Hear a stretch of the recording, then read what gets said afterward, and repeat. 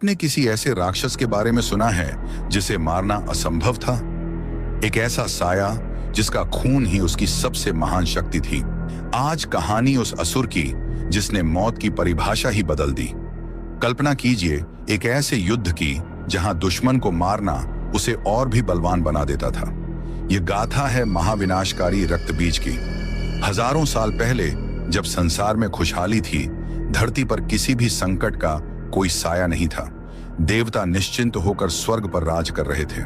तब घने जंगलों के बीच रक्तबीज बिना अन्न और जल के ब्रह्मा जी की घोर तपस्या में लीन था। उसकी तपस्या इतनी कठिन थी कि धरती फटने लगी और अग्नि की लपटें आकाश को छूने लगी।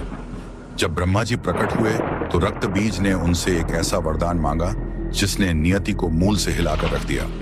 उसने कहा, हे प्रभु, मुझे ऐसा वरदान दें कि यदि युद्ध के मैदान में मेरे शरीर से रक्त की एक भी बूंद धरती पर गिरेगी तो उस हर एक बूंद से मेरे जैसा ही एक और शक्तिशाली और जीवित रक्तबीज पैदा हो जाएगा। ब्रह्मा जी ने थास्तु कह दिया। यह वरदान नहीं बल्कि पूरे ब्रह्मांड के लिए एक महाविनाश का बीज था। वरदान मिलते ही रक्तबीज अहंकार में अंधा हो गया। उसने सबसे पहले स्वर्ग पर चढ़ाई की। देवराज इंद्र ने अपनी विशाल सेना के साथ उसे रोकने की कोशिश की। रणभूमि में भयंकर शोर था, तलवारें टकरा रही थीं, लेकिन जैसे ही किसी देवता की तलवार रक्तबीज के शरीर को चीरती और उसका खून धरती को छूता, तब चमत्कार नहीं महाप्रलय होता। एक बूंद गिरी और एक नया रक्तबीज पैदा हो गया। दूसरी बूंद गिरी और एक और। देखते ही देखते मैदान अब शवों से नहीं बल्कि जीवित राक्षसों की सेना से भर गया था। देवता बेबस थे। वे जितना संग्राम करते, शत्रु की संख्या उतनी ही बढ़ती जाती।